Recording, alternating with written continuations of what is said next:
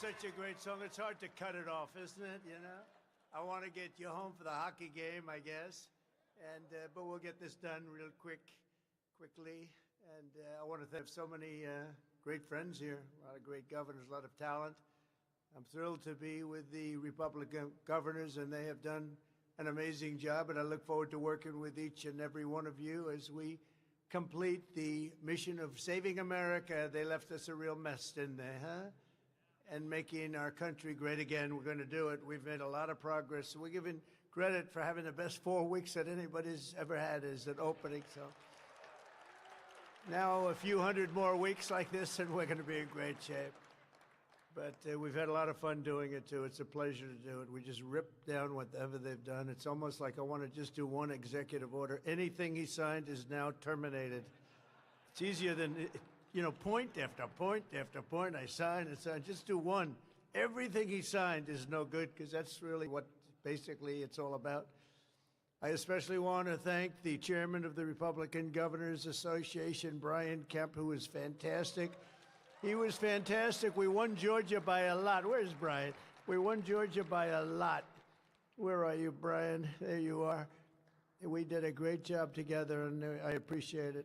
We won't forget it. Thank you, Brian. As well as Vice Chairman Greg Gianforte, a friend of mine who's done a fantastic job as governor, for organizing this beautiful evening. In addition to, hi, Greg, how you doing? Good? You look good. You look good. In addition to our fantastic governors, we also have Secretaries Doug Burgum and Chris Wright. They're very important. Where are they? Where are they, Doug? You were great on television, Chris. These two guys are going to do it. I tell you, if they get the energy pumping, we'll get that energy price down, and everything's going to follow. Everything's going to follow. We're going to work very, very hard. Here's a gentleman from Virginia that I recognize that we've become. We almost won that, didn't we, huh? We almost won it. We were just a little bit shy. But I want to thank you for the help. We did a great job together. But another man that's with us is really unbelievable, and you're going to be working with him very closely, RNC Chairman Michael Whatley. And Michael worked with Laura, and the team of him and Laura were pretty unbeatable, I would say. She was great and had the victory, and she's solid. There was no nepotism either. Nobody said, oh, gee. They said, how did you get her? And I said to Michael, so who would you like to work with? Well, how about Laura again? But Laura came right after we won. She said, now, Dad, I want to go home to my family. She did a great job, and she just wanted to go back home to the family. But what a team that was. We beat them left and right. They tried to cheat, but they... how many lawyers did you have? Like 2,000 lawyers or some crazy number, right? 6,500 lawyers. I would say that's a lot. And the reason I picked him is because with North Carolina in 2020, we did so great in 2020, but the one that just held steady was him with the 601 lawyers at that time. And I remembered that, and I said, that's the guy, because we're going to win, but we have to keep him from being really bad, being naughty. They tried. But, you know, we had an expression, we got to make it too big to rig, and that's what we did, too big to rig. And it was a great night. And, Michael, thank you. Great, just a fantastic job. You'll be working with these ladies and gentlemen on just keeping everything, including keeping governor seats, I assume. You're going to work with them in governor seats, too, right? But there's no better man than Michael. Thank you, Michael. Great job. Appreciate it. And we're gathered tonight at a really exciting time. Our nation, I think it's going to be a very exciting time. We have tremendous potential. I have been called by every company. Brian just told me about a big one that's going to be moving in a very big way. But I've been called by so many big companies that they're going to want to beat the tariffs. And there's only one way to beat the tariffs. Tariffs, one of the most beautiful words I've ever heard. In fact, I went around saying it's my favorite word in the dictionary, and I got killed by the fake news media. They said, what about God? What about religion? What about love? I said, all right, I give up. It's my fourth favorite word. So now I say God, religion, love, and then tariffs, number 4. And now I'm okay. I can get away with that. I couldn't get away with making it number 1, but it's close. The American people gave Republicans a historic mandate on November 5th. If you remember that, November 5th. What a day that was, huh? No, there was no games. November 5th, 2024 will go down as one of the most important days in the history of our country. I believe that. We won the House, we won the Senate, we won the White House, and in the presidential race, we won all 7 swing states by a lot, and the popular vote by millions and millions of votes for the first time of any Republican in decades. It's hard for us to win the popular vote, but it's not going to be anymore because we're a much different Republican Party right now. We're really, nobody can believe what's happened to this party. It's become a big party, really big and powerful party. We won 85% of all counties, and I think of that, 85%. Have you seen the map? It's all red. There's a little blue on the outside here, and the outside, the whole thing is like red. They won 525 counties compared to us, 2,600 counties. Think of that. I don't know why we only won by millions of votes. We should have won by a lot more than that. Maybe it's because they cheated. Who knows? And incredibly, all 50 states shifted toward the Republican Party. That's never happened before. It's the first time ever in history that that's happened. All 50 states shifted toward the Republicans, and significantly in many cases. Most importantly, for this room, we're pleased to welcome 8 new Republican governors. Could you stand up, please? Just stand up. Look at these people. Oh, I know them. I know the man. Good. Great. I know every one of them. Mike Braun of Indiana. Mike Keogh of Missouri. Kelly Ayotte of New Hampshire. Larry Roden. That's great. Larry Roden of South Dakota. Kelly Armstrong of North Dakota. Patrick Morrissey of West Virginia. Jennifer Gonzalez Colon of Puerto Rico. Nicola Polo of American Samoa. And I want to congratulate you all. You have great races. You won generally pretty easily. We're going to win a lot of races. You know, in presidential races, they say when you win the presidency, usually the midterms don't go well. I think we're going to do great. I think we're going to really increase our margins by a lot. That's why I went to Michael. I said, you got to stay. You can't go anywhere, Michael. But I can tell you that I did something very different. Our win was so big and so conclusive presidentially, and we had great help from donors. We have a lot of great donors in the room tonight. But this is a nice room, by the way. It's a very nice place. But we did something differently. I said that to my people that do the fundraising, I said, listen, everyone's so happy. Usually you wait 2 or 3 years to go back to the donors. You know, you let it rest. You let their wallets cool off a little bit. But I did it the next morning after we won. I said to Meredith, who may or may not be here, I don't think she is. Maybe she is. She's great. But I said to a whole staff of people, I said, call everybody and see if they'll double up. Now, we raised $1.6 billion. They raised $2.7 billion, and they're running short. They can't raise the final 28. You know, when you lose, it's very hard to raise money.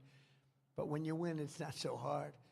I said, see what you can do. Call everybody and say, thank you very much. We appreciate it. Would you like to make a contribution?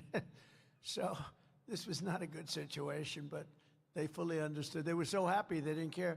And, Michael, we raised $608 million in 3 weeks. Can you believe that? So we've got that money, and I got to spend it somewhere. And they tell me I'm not allowed to run. I'm not sure. Is that true? I'm not sure.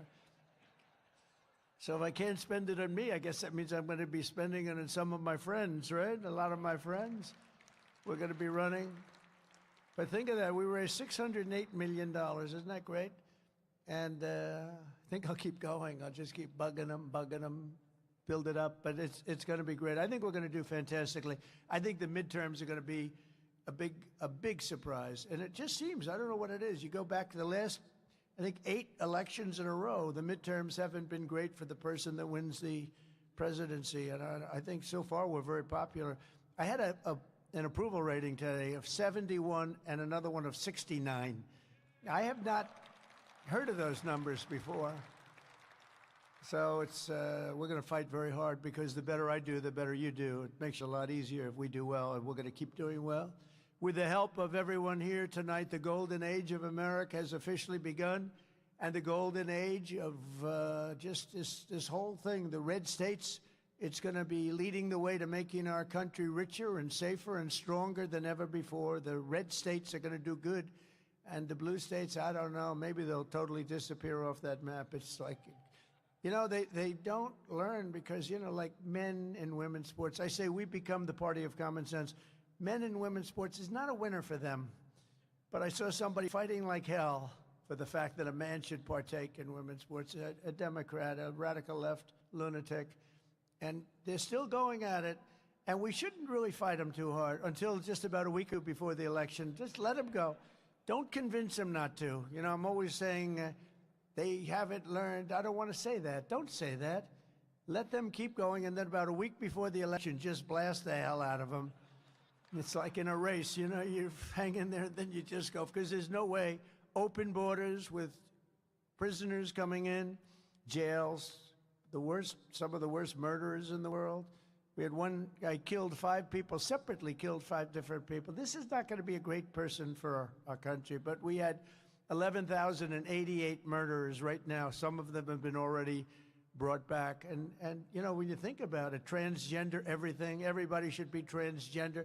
These are not things that play very well. I would say they're 7% issues for them. And they're over 90% for us, but they keep going. So don't tell them they're wrong. It's too long, 2 years or 4 years. It's too long. Let them continue to go and say, I think it's a brilliant idea to have open borders, to allow prisons and mental institution people to pour in from all over the world. Everybody, they came from everywhere. But about a week before that election, go crazy. Just save up your money and explain we can't live like this. And they understand it. Every day of my administration will be fighting to help your state succeed and prosper, and together we're going to bring back the American dream, something nobody talks about anymore. In our last 4 weeks, our new administration has accomplished more than most administrations do in 4 years, and the last administration was a negative. I mean, it was accomplishment, I would say negative 50%. There wasn't any accomplishment. It was a de-accomplishment. On day one, I declared a national emergency on our southern border. I sent our military to the border to secure the sovereign territory of the United States of America. We ended catch and release. We began the largest deportation operation in American history, larger even than that of President Dwight D. Eisenhower. You know, he was sort of a moderate guy, but he was very strong on the fact he didn't want people pouring into our country from all over the world. He was very tough. He had the record. We now have the record. It's not a record I'm really proud of. You don't like to do that, but we have no choice. We can't let it. I mean, they let criminals, many, many criminals, hundreds of thousands, probably millions of criminals, 21 million people, I believe, is the number. And of that, millions of people are hard, stone-cold criminals. In the past 4 weeks, illegal border crossings have plummeted by nearly 100%, and the tiny number of illegals that do make it across are being apprehended and sent right back to their home where they belong. All countries are taking the illegal aliens back, every single one, even though they said, and strongly, we're never taking them back, don't even try. They said that during the Biden administration. It didn't work. They're taking them back. They have no choice. They're taking them back. They know we're not playing games. You remember Venezuela saying it? We're not taking them back. Don't even waste your time. They said that to Biden. He said, well, they have us over a barrel. They don't have us over a barrel. How about BRICS? You know, the BRIC states, there are like 6 of them, and they were trying to destroy our dollar. They were going to say, you know, they wanted to create a new currency. They probably wanted to use the yuan. China, they wanted to use the yuan. And Biden said, well, this is a tough situation. There's not much we can do about that. We can't help that. I said, oh, we can help it. So when I came in, the first thing I said is any BRIC state that even mentions the destruction of the dollar will be charged a 150% tariff.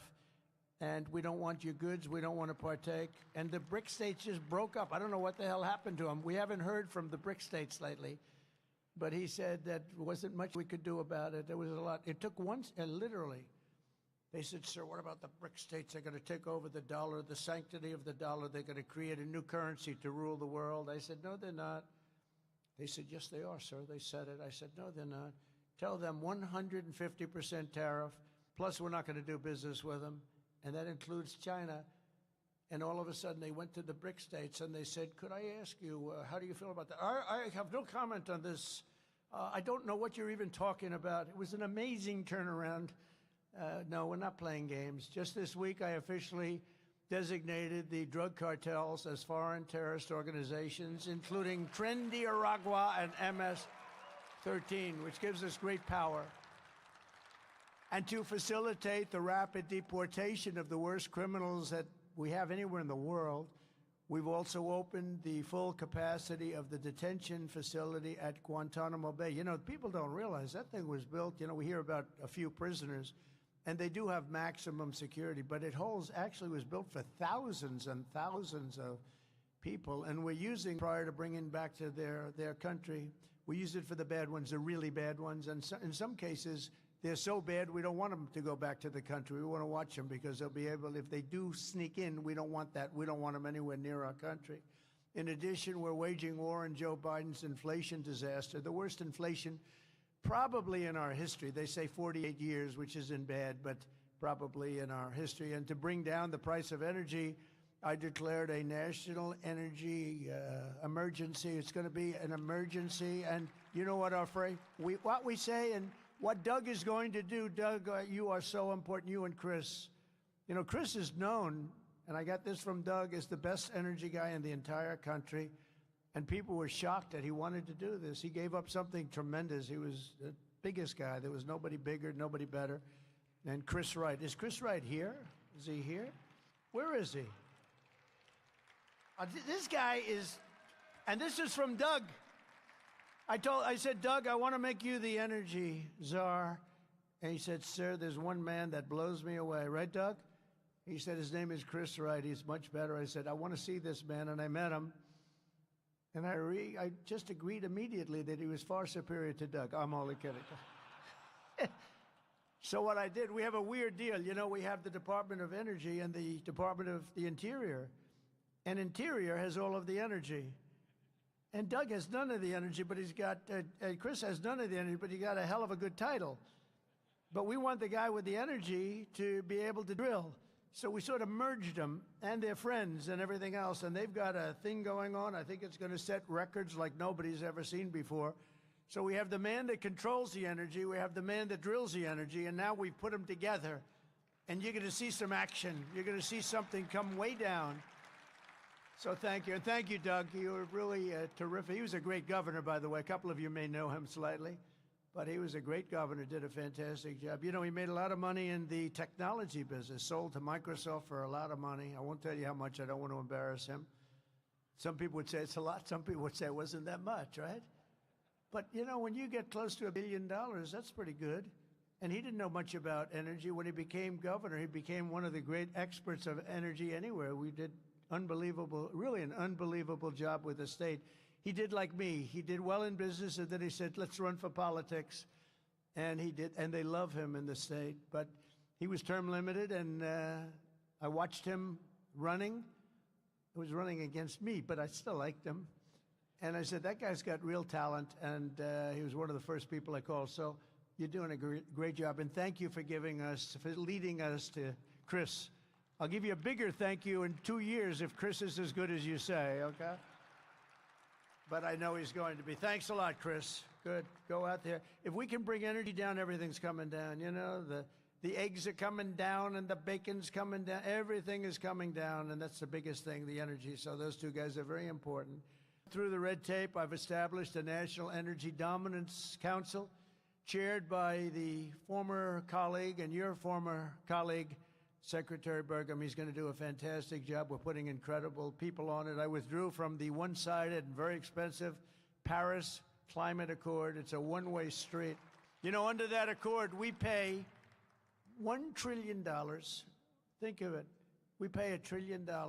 They pay nothing. China doesn't pay anything. India doesn't pay anything. Russia doesn't pay. We just pay everybody. It's like a health organization, and every deal is no good, but we're changing it. We terminated health, you know, on the World Health. We paid $500 million a year, and China paid $39 million a year. I said, that doesn't sound good. They have 1.4 billion people. And we have nobody knows what the hell our number is because so many people pour into our country. We used to say like 325. I have no idea. We'll figure it out eventually. But let's put it this way. It should be substantially less than 1.4. But we have, let's say we have 325 million. They have 1.4. We're paying 500 million. And these aren't, I mean, relative to government, these aren't huge numbers, but this is an example of what happens when you have bad government, when you have incompetent people. So I would explain this, and they called me and they said, we'll let you in for the same 39 million. I said, well, we should be much less than 39. We should be, but I didn't even want to do that because I'm not going to talk. I said, I'll think about it. And it was very public. And when Biden came in, he agreed to go back into the World Health for $500 million. He could have gotten, I mean, it's a lot of money. You could have gotten it for 39 million, Joe. That's why you're not president any longer, I guess. He could have had it for 39. They were still, it was very public.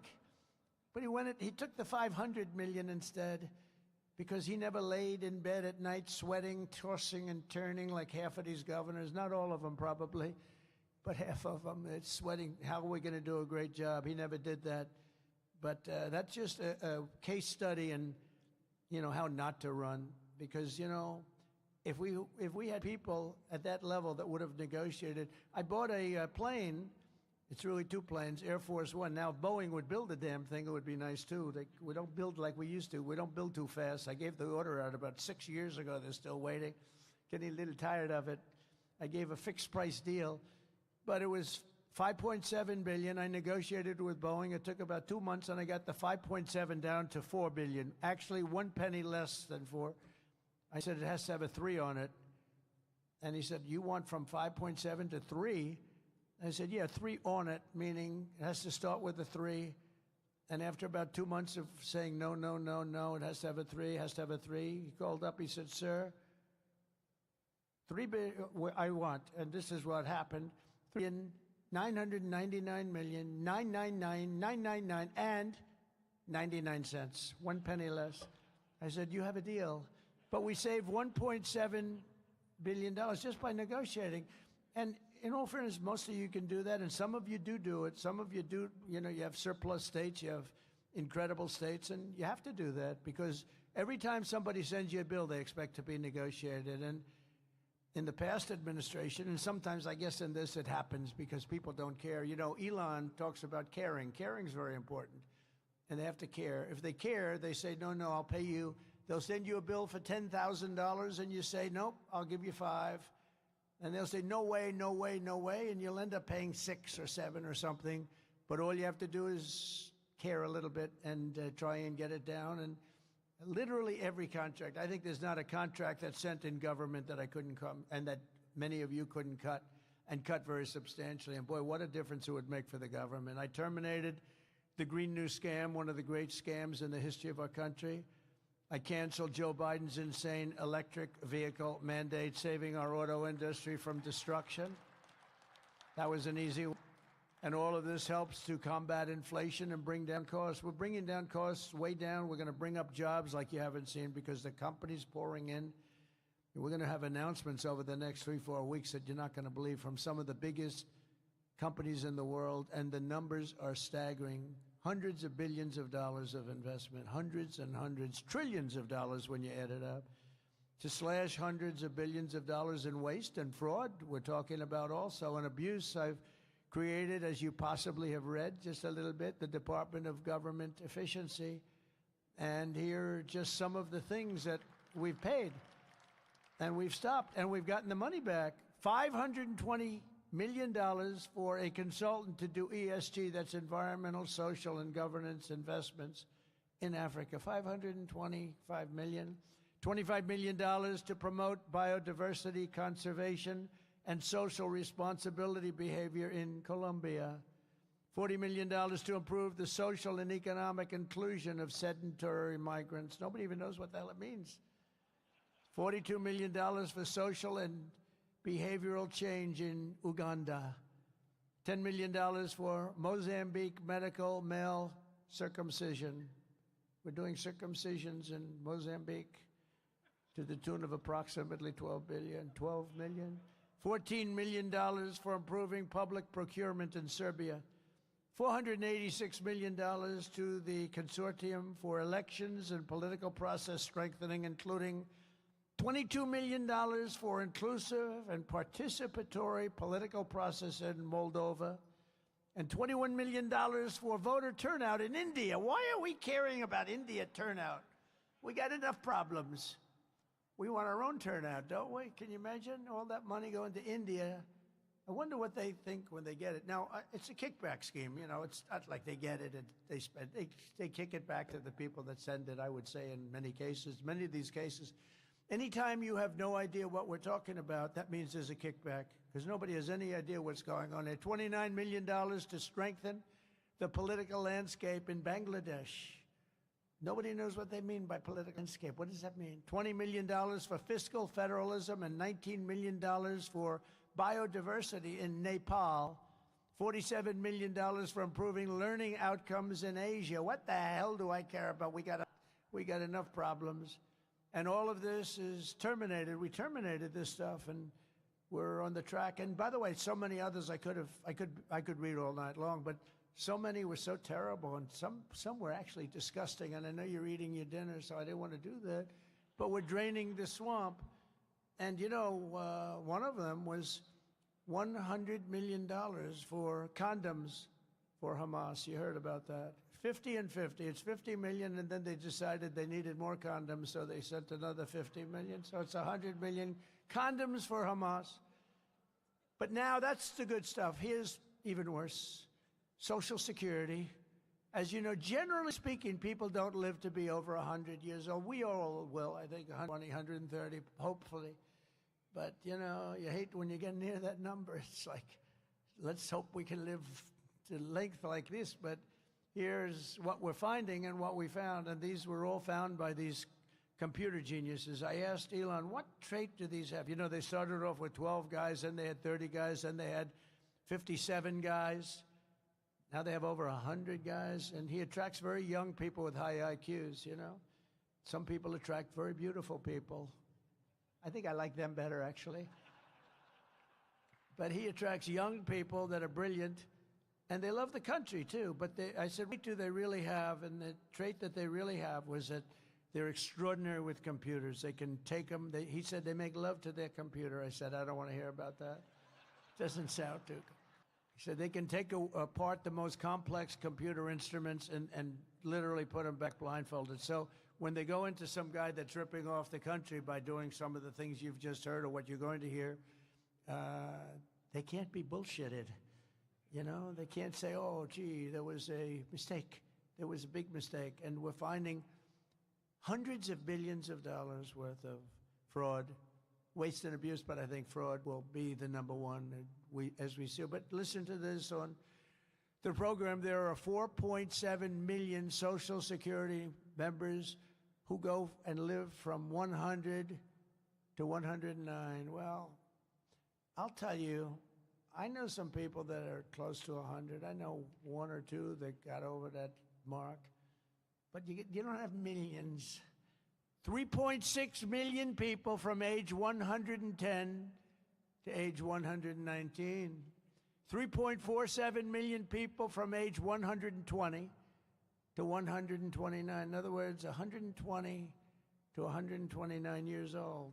Millions of people, millions. 3.9 million people from age 130 to 139, which is pretty amazing because the longest living person ever on record, and they're not sure it was correct, was a woman from a very far away place, lived to 127 years old. She was a healthy specimen, but she lived to 127. 3.5 million people from age 140 to 149. So we have 140-year-old people plus millions of them. 1.3 million people live to over 150 years of age, 150 to 159 to be exact. Over 130,000 people over the age of 160 years old, including 1,039 people between the ages of 220 to 229. And we're going to be investigating this fraud, we had one person who was 361 years old. And what we're doing now is we're finding how many of these people were paid. So we have millions of people, could be well over 100 million people in our Social Security rolls. So the good news is, when we take them off, whether they were paid or not, it looks like our Social Security could be really solid. It could be a lot better than we thought, if you think about it. And I'm going to do something. I'm actually going on this one. You know, all my life I've heard about Fort Knox. That's where the gold is kept, right? I heard Fort Knox, oh. But, you know, we're getting a little bit shaky. We're getting the yips on this stuff. Like, I want to find out. So we're going to open up the doors. I'm going to see if we have gold there. We want to find out, did anybody steal the gold in Fort Knox? It's a pretty amazing place. But I'm going to actually go. We're going to open the doors. We're going to inspect Fort Knox. We want to make sure that we actually have, you know, 400 tons of gold or whatever the hell it is. It's a lot of gold. I don't want to open it and the cupboards are bare. Could happen. If you look at some of the things, oh, by the way, wait till we go into the education department. We haven't even done that. So we could find as much as $1.5 trillion worth of waste, fraud, and abuse. If we do that, we can balance budgets. We can do a lot of other things, especially when you couple it with the massive amounts of tariffs that are coming in already. You know, just with what we are charging, I won't mention the country because I don't want to anger people that like me, and I like them very much. But we're finding at least $60 billion a year in one country alone, and I haven't even started. It's just a very small portion that I've, you know, attached to them. So I got a call from Congress. They said, you know, a lot of money is coming in from these tariffs, and they're starting to change their whole thing. So if you can add the tariffs, and this is numbers that I don't want to say it because then they'll say he didn't produce, but you could wipe out your income tax. You could maybe not even have an income tax system when this thing works out. Because in the old days, that's what happened. You know, our country was the richest ever from 1870 to 1913. That's when we were actually the richest, and we were a full tariff country. McKinley, and by the way, I just renamed Mount McKinley. I hope you're happy about that. But McKinley was the president. He was a tariff guy, and he believed that countries should not be allowed to come in and plunder. He had beautiful language on tariffs: plunder our wealth, plunder our jobs, steal our companies, and take our money without paying a very fair price. And he said, and that price should be more than fair. It should be high. They do is they hurt our country. And we became very rich. He was assassinated, and as you know, Roosevelt took over, Teddy, and he spent money on parks and on dams and on everything. I mean, you know, but he really spent a lot of the money. McKinley never got the credit, but he spent a lot of the money that McKinley made. But it was the richest we ever were in the 1800s, early 1900s. And then in 1913, we went to the income tax system. And to be honest, we did fine, but we were never like we were. They formed the Tariff Commission of 1887, and it was a commission of people like you, bloods. Are you blue bloods? A couple, and about 3 of them over here, but blue bloods. But it was a commission, and it was set up for the sole purpose of, we have so much money. This is in the United States. We don't know. We had no debt. We had no nothing. We had massive amounts of money. The commission was set up to determine where we should spend our money. Where do we spend it? We've got so much. Can you imagine? Wouldn't that be nice? Now look at doing, but this is money we have to borrow where they're doing it. But we're going to find out that this money went to people and it got kicked back. You're going to find out a lot of that, but we'll catch it all. We've launched the largest deregulation campaign in our country's history. For every one new regulation, I've directed that 10 old regulations must be eliminated. And I will say, in my first term, we did more deregulation than any president in history by far, not even close. With Republicans in Congress, we're also racing to pass the largest tax cuts in American history. We're looking to we brought it down from 41%, much higher if you add the state things, but 41% to 21%, which people said was impossible. And now I'm trying to bring it down to 15%, so it'll go from 21 to 15, but only if you make your product in the United States of America. Otherwise, you pay 21%.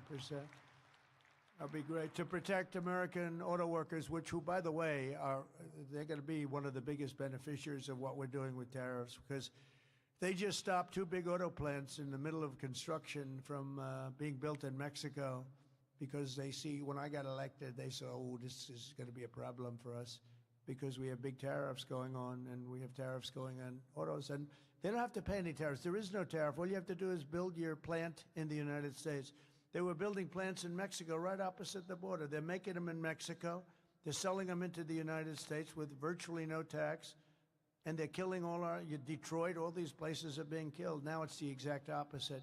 And by the way, Canada was a big participant in that too. And I think Canada, they're going to have to pay tariffs on automobiles, lumber, and oil and gas, et cetera, et cetera. And they get 95% of their product from the United States. I think they have to become the 51st state. And you heard the people booing the national anthem, but I think ultimately they'll be praising the national anthem. We'll have to work out some deal with it, because I do like the "O Canada," right? It's a beautiful thing. I think we're going to have to keep it for the 51st state. I call him Governor Trudeau. I said, Governor Trudeau's doing a wonderful job. I think it's actually cost him his election, if you want to know the truth. But we're gonna see about that. We're looking at Greenland. And we have to take back the Panama Canal, because that wasn't the deal. We gave the Panama Canal to Panama. It was the most expensive thing ever built in our country. It would be the equivalent of $2 trillion today. We spend massive amounts. We lost 38,000 lives from the mosquito and snakes. A lot of bad snake bites, but mostly the mosquitoes, malaria. They killed 38,000 of our people. They paid laborers 5 times what they were getting in the United States to go, knowing that there was a good chance they were going to die. 20% of them died. And Jimmy Carter, may he rest in peace, the late, great Jimmy, gave it away for $1. It's also the most profitable thing ever built. It's what you hear about casinos and you hear about all the stuff, they're peanuts compared to this. It's the most profitable thing ever built. There's never been anything. I mean, you have ships lined up. And by the way, when they gave it away like a bunch of dummies for $1. The day after they took over, they raised the price per ship by 4 times. That wasn't high enough. There was no problem. They raised it again twice. And they're getting almost $1 million a ship. And their product is water. It's Pacific and Atlantic where they meet, and one is about 18 feet higher than the other, which a lot of people don't know. Actually, it's one of the great marvels of the world. Well, we built it, and we're not going to let, because China has essentially taken it over. We're not going to let that happen. China knows it, and so does Panama. To protect American workers and bring billions of dollars into our treasury, we're in the process of imposing reciprocal tariffs on any nation that tries to cheat us or steal our jobs. So India, as an example, has very, very high tariffs. And I was going to impose a flat tariff, but that wouldn't really do the trick, because some of the countries have really high tariffs. So it really works out much better. Nobody can even fight it. Whatever they charge us, we charge them. So if they're at 25%, we are 25. If they're at 75, we're at 7. Whatever they charge us. And it was very interesting. The European Union, we were 2.5% for cars. European Union was much higher. They just reduced their tariffs on cars to 2.5 to be reciprocal with ours. So that's just an early sign. But I think that's going to happen. And then some will want to fight us a little bit, but it doesn't matter. They're reciprocal. And even the press says, oh, I see. Well, they don't fight us. If I put a flat tariff on like 25, 30%, even if it was lower than we would have gotten, if we put a flat tariff on, the press would have gone crazy. That's terrible. Even if somebody was paying like 5 times more, charging us 5 times more. When you say reciprocal, I said it the other day to the failing New York Times. I said, listen, whatever they charge us, we charge them. They go, well, that sounds fair. It really does, doesn't it? So it's a reciprocal tariff, whatever they charge us. I've ended Joe Biden's weaponization of our government and removed his handpicked radical left Marxist prosecutors from the Department of Justice. We have a great Attorney General, Pam. I immediately halted all government censorship and brought back free speech in America. I signed an executive order to end all of the lawless diversity, equity, and inclusion policies across the entire federal government and private sector. Do you see how much it costs? One company said they're going out of that business and they're going to write off $229 million. How do you spend that much money to convince people that they should have transgender operations and various and sundry other things that we don't like to talk about? It's crazy, the amount of money it was almost like just a mind blower what they were doing. It was terrible and all over. And by the way, our military is now free of that. Anybody that even tries it, they're gone. I signed really historic orders to get critical race theory and transgender ideology out of the schools and out of our military. It's all going out. It's no longer. And I heard men are still playing in Maine. Is anybody here from Maine? Who is that? Is that the governor? That's, well, I hate to tell you this, but we're not going to give them any federal money. They are still saying we want men to play in women's sports, and I cannot believe that they're doing that. They are, let's find out who that guy is that raised his hand. Maybe he's just kidding. But, so we're not going to give them any federal funding, none whatsoever, until they clean that up. And the other one, we have a fight with one news organization, AP, a radical left organization, treats us all very badly. And they refuse to acknowledge that the Gulf, former of Mexico, is now called the Gulf of America. So we just hold them, we're holding them out of any news conferences. Now I'm sure they'll get sued and maybe they'll win, doesn't matter. It's just something that we feel strongly about. No, and I said we changed Mount McKinley. Nobody's fighting that. You're allowed to do it. Well, we're allowed to do. And most of the shoreline is, 85% of it is on our soil. But I thought it would be appropriate. I never understood quite the Gulf of Mexico when it really covers us far more. And I think Doug is a big believer in what we did, the Gulf of America. So we're having a little dispute, but only one. But Google Maps has already changed. Almost everybody's already changed. It's called the Gulf of America. And earlier this month, I signed an order banning men from women's sports. And that's why when somebody wants to do that, and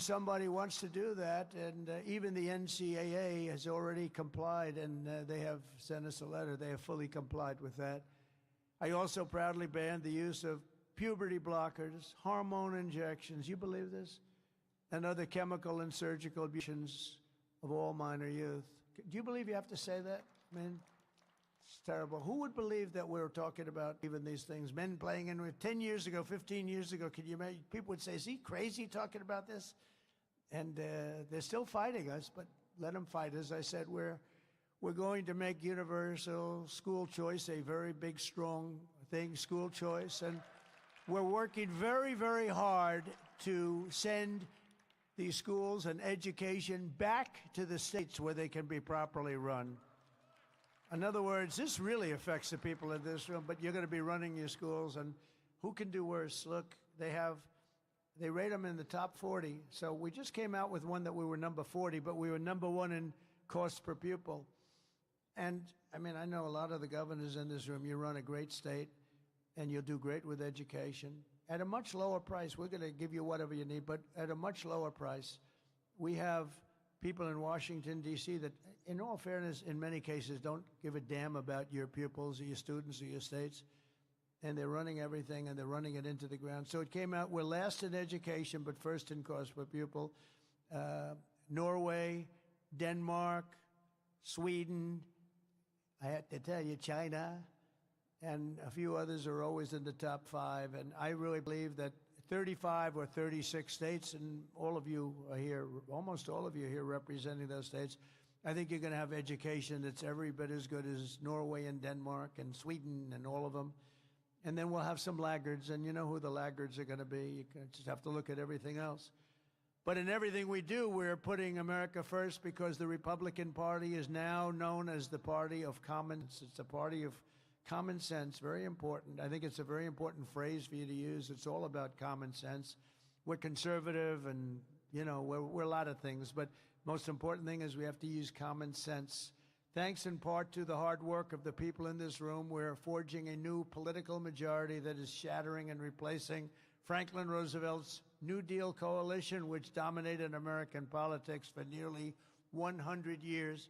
Under our leadership, the Republican Party has become the proud voice of hardworking citizens of every race, religion, color, and creed. We are a much bigger, much more powerful party.